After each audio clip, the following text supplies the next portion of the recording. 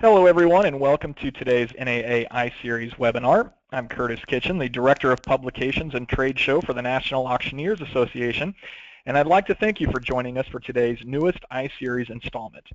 iSeries is a free informational webinar series produced by the NAA in order to share auction industry knowledge and insight with NAA members and the general public.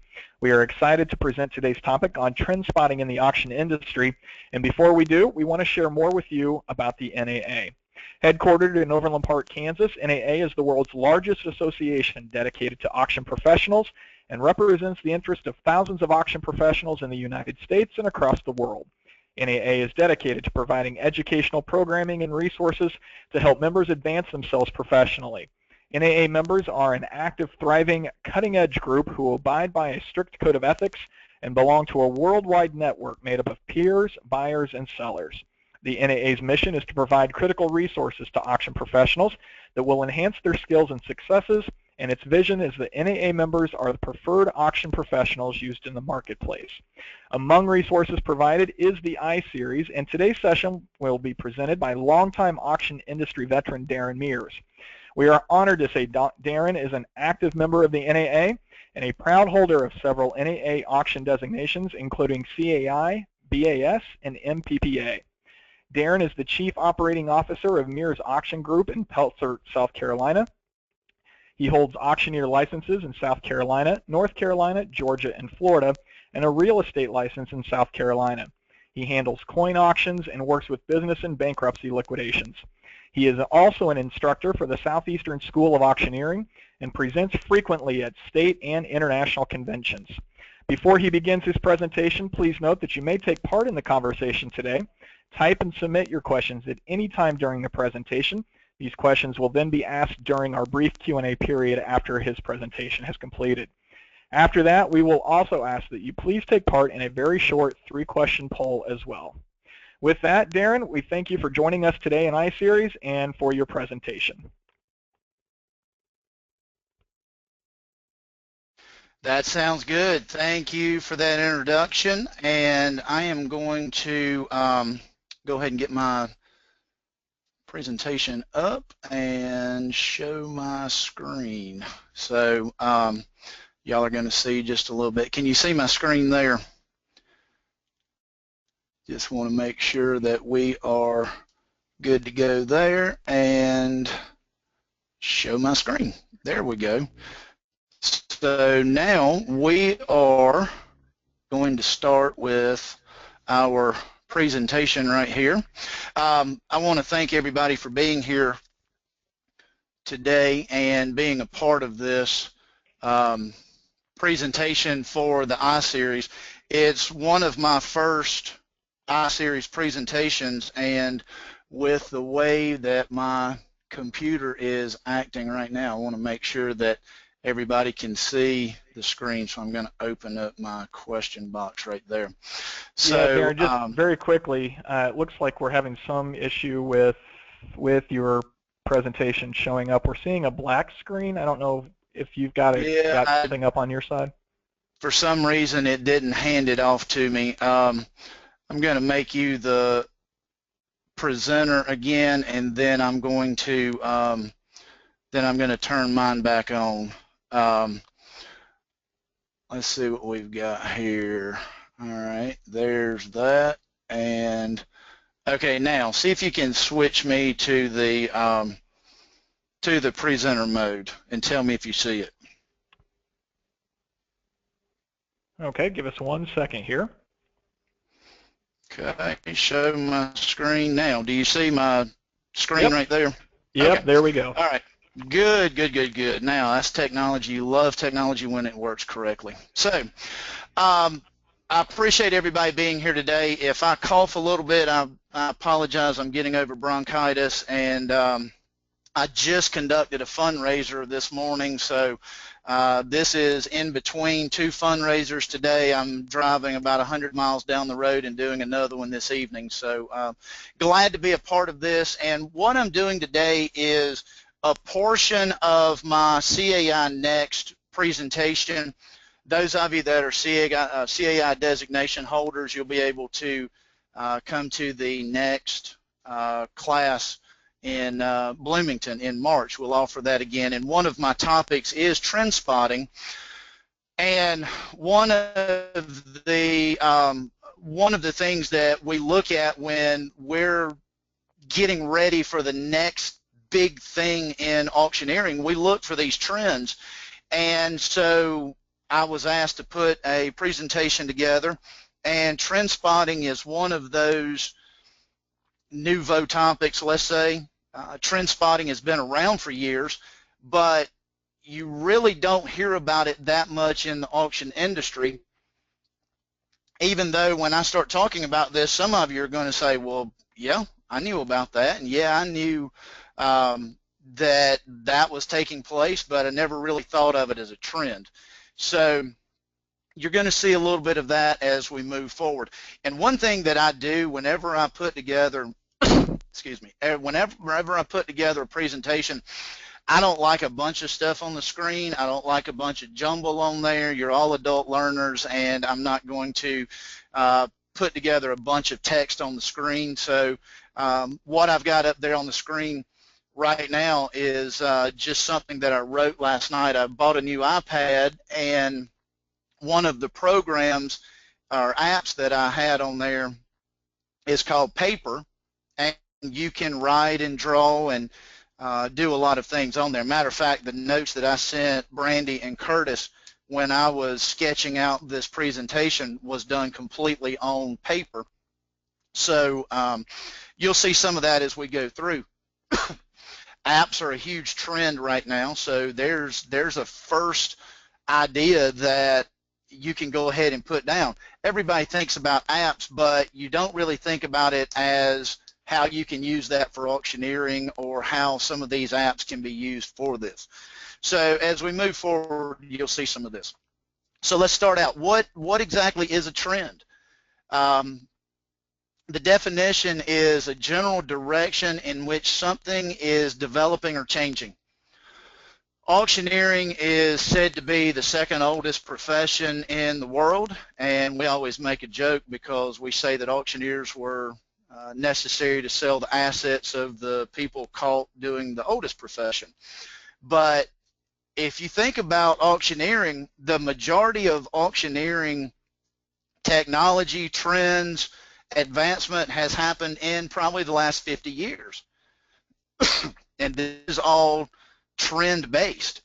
A lot of people still go back to some of those original foundational trends and some of those changes, but we also have some that are at the front of that curve, the ones that, you know, make the curve, so to speak. And when we start going through these, you're going to see these that what we call this last 50 years of auctioneering, you're going to see some of that and recognize those, and then we're going to go forward with some of the other trends that are developing. So trend spotting. What is trend spotting?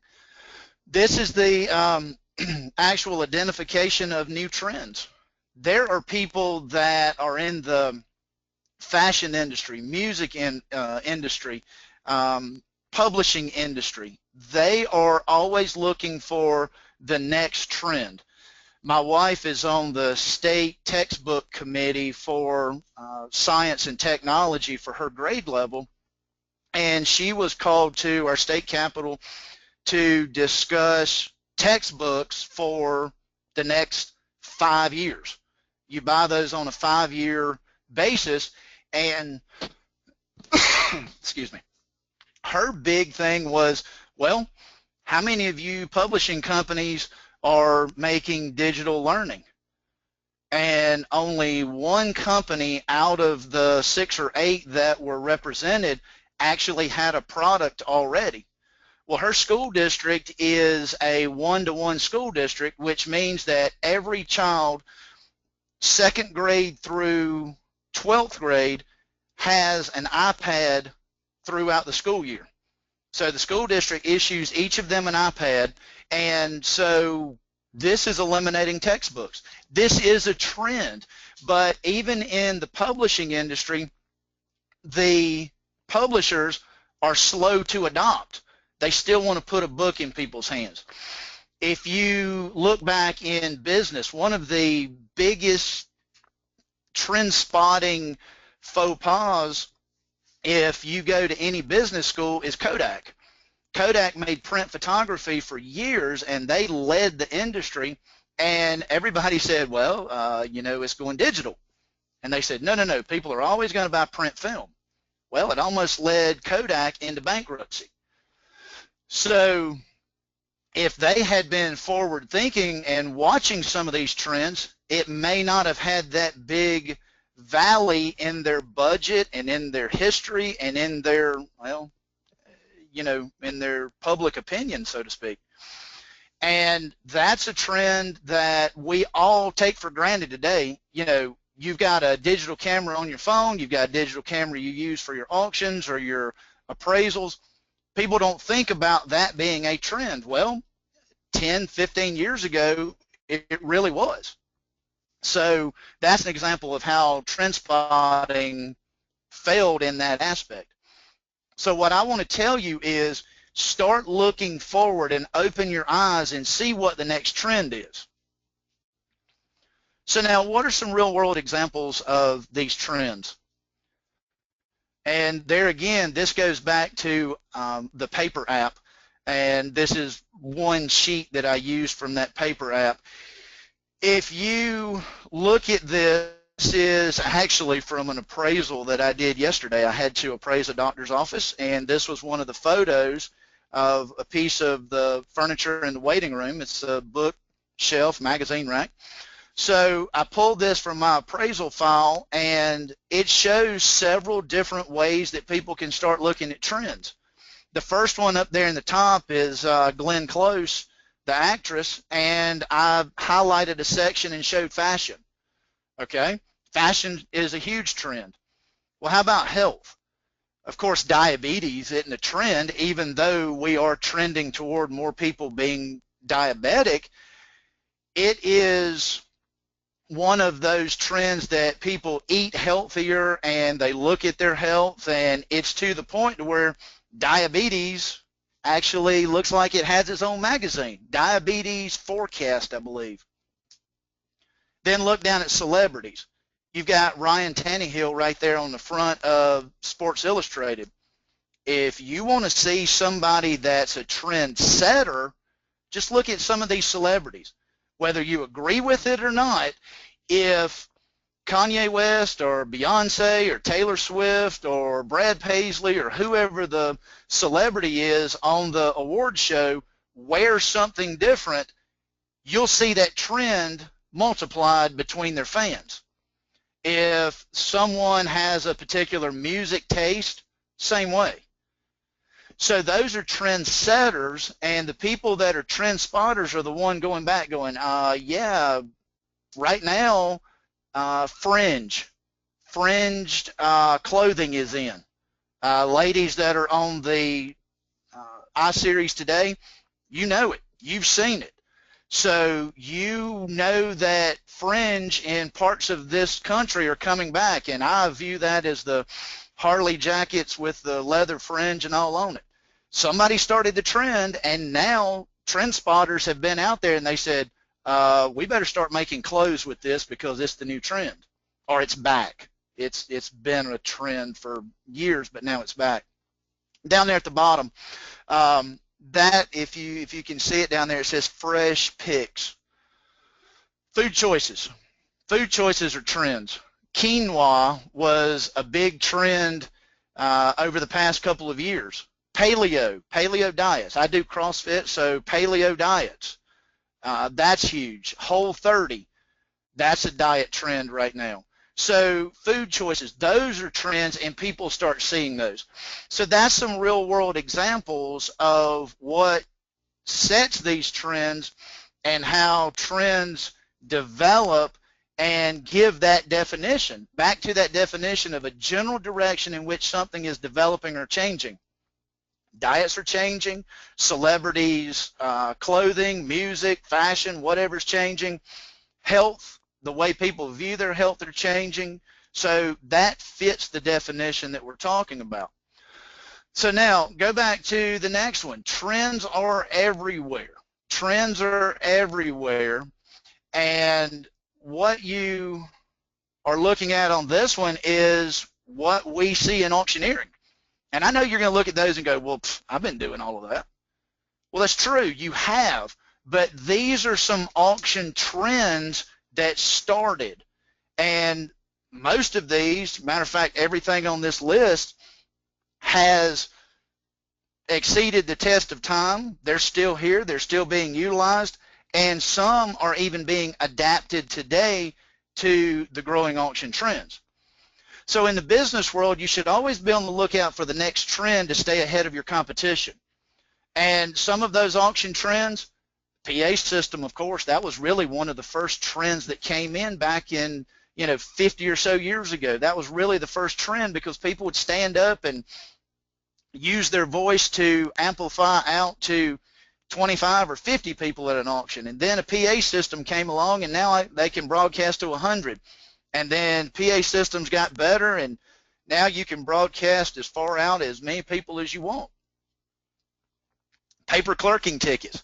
Yeah, a lot of you probably don't even know where your paper clerking tickets are. You probably use a notepad just as a sideline when you're doing the computerized clerking, but paper clerking tickets were an advance over some of the methods that were used at that time. Buyer's premium. Buyer's premium was one that, sorry, that was my phone coming through.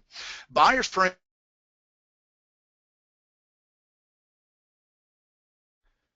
A lot of you use it, a lot of you don't. Some like it, some hate it, some use it for a profit center, some of you use it to cover expenses. Whatever that is, that's great.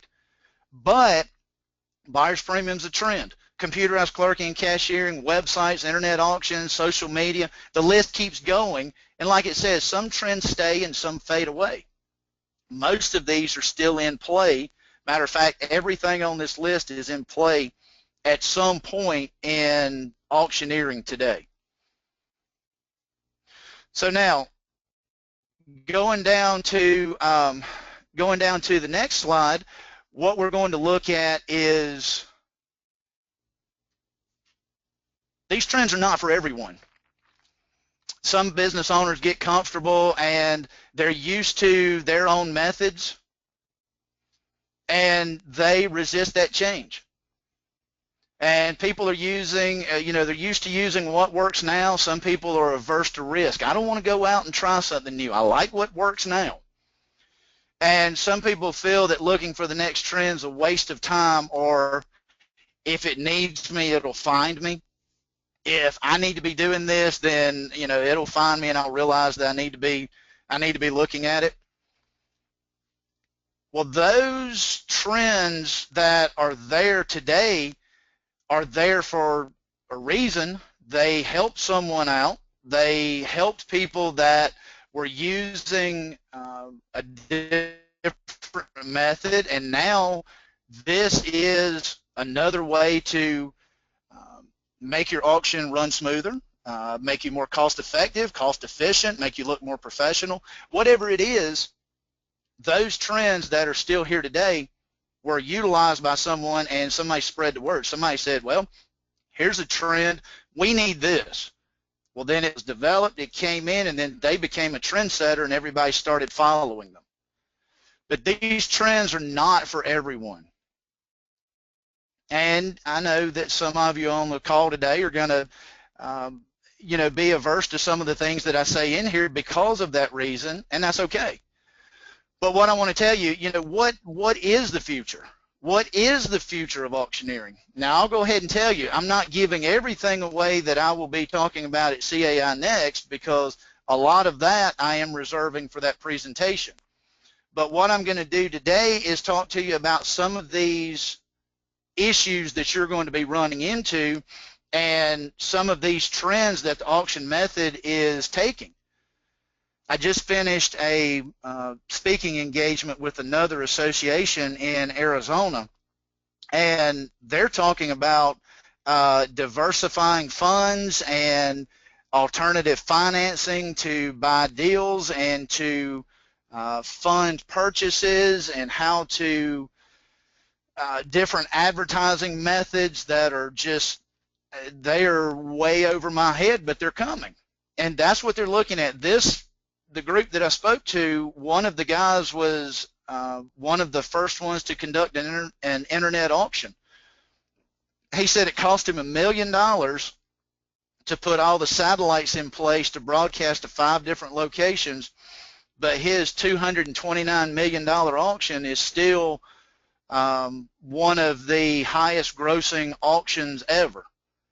And it landed him on the cover of Fortune or Forbes magazine. So when folks like that talk, you listen. Even though you may not be in that mode to where you're ready to act on that, at least you can see some of this. Excuse me. If you look at auctions today, the attention span of your bidder is getting shorter. Well, why is this? Well, they're getting younger. That 5 or 6 or 700 lot auction you used to do, you're good to keep people 300, 350 items now. A lot of work goes into figuring out what to sell first, what to sell last, how to sell. Those decisions are really going to be paramount here in the next little bit, because you've got to get in front of that bidder and you got to get the money while they're there. So that's one big trend that we're starting to see in this industry. And another one, you're going to have to compete harder for the same client, customer, seller, buyer, donor, attendee. Now, donor and attendee, of course, that's, on our fundraising side. But you're going to have to compete harder for that same client, which is your seller, customer, your buyer, because you've got a wide open market right now. And go ahead, I'm going to put this out, and I'm going to throw it out there and take it however you want.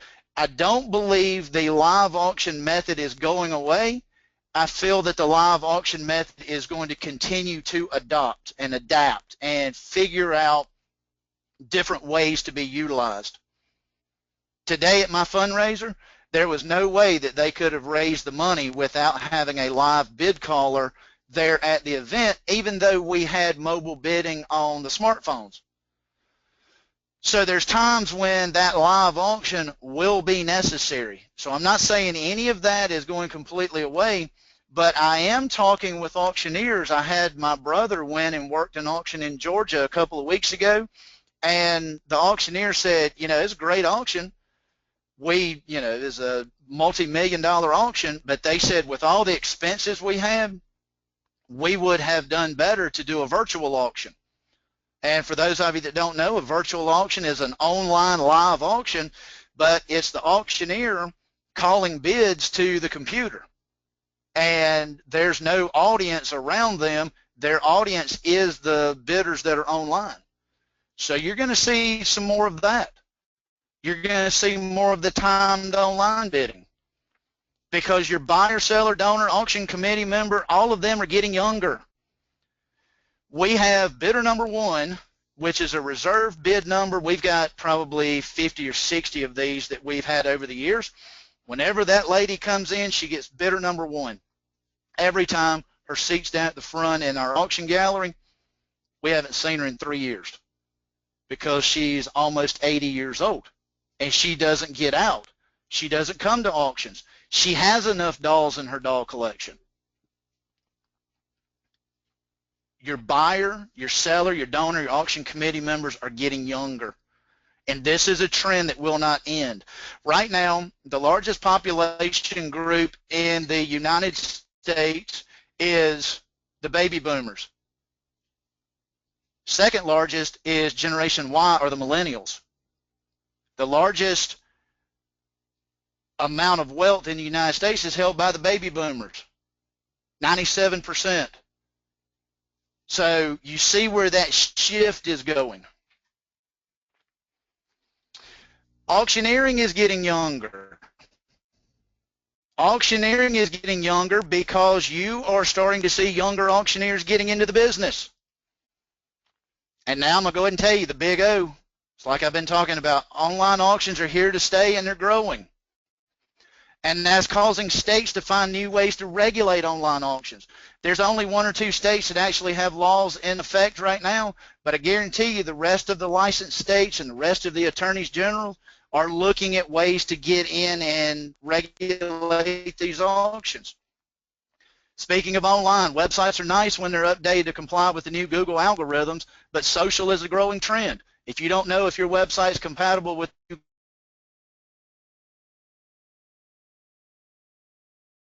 content every week, you're going to be lost. When you used to be found online,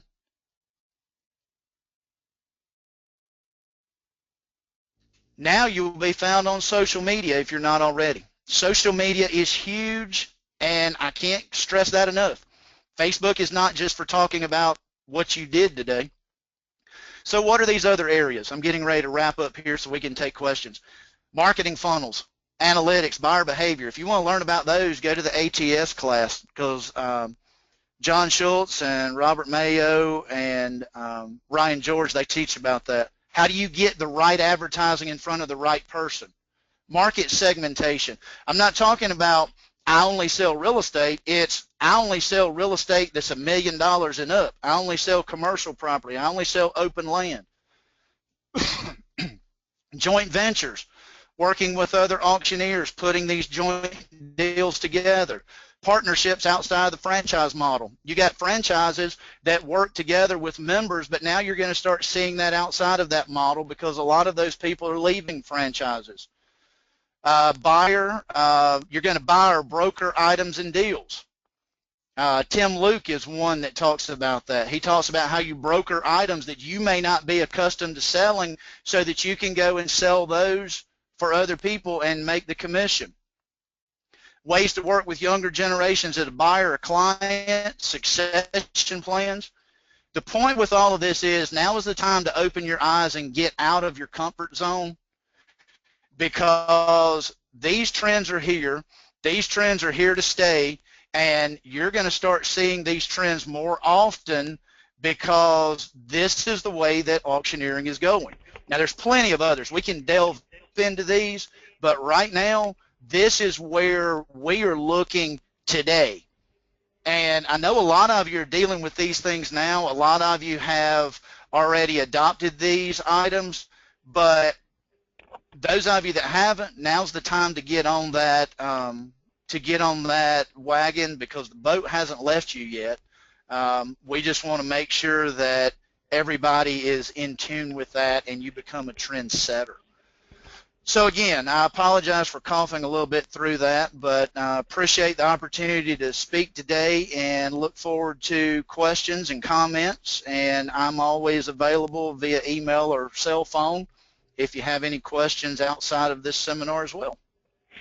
All right, well, thank you, Darron. We appreciate the insight and knowledge. In the interest of time, we're not going to have a chance to take questions here, but what we will do is for the folks who had submitted questions throughout, we'll forward those through email to Darron so that he can get back to you at length and make sure that those questions get answered. Again, in the interest of time, we do have a poll that we want everyone to take advantage of and help us out. So if you would look up the screen and help us by answering the question, the first poll question that we have out of 3, the first question is, I have learned something here today that I plan to use in my business planning for 2016. Yes or no question. We'll leave it open here for just a few seconds, so if you would help us with that. Yes or no, I have learned something here today that I plan to use in my business planning for 2016. And we'll leave it open for just a few seconds here.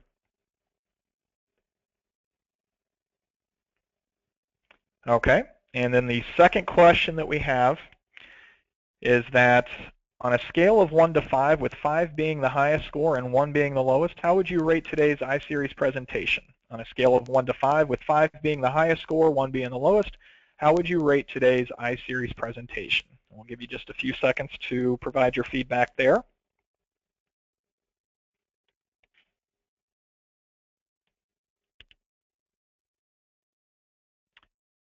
Okay, and then the final question in the poll here today.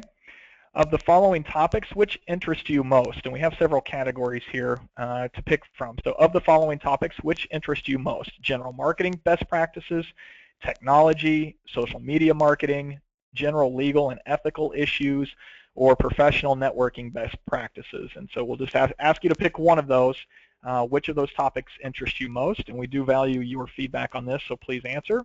We'll leave it open for just a few seconds. Curtis, while they're finishing that, if anybody wants this presentation, shoot me a message on Facebook. I'll be happy to email it to you.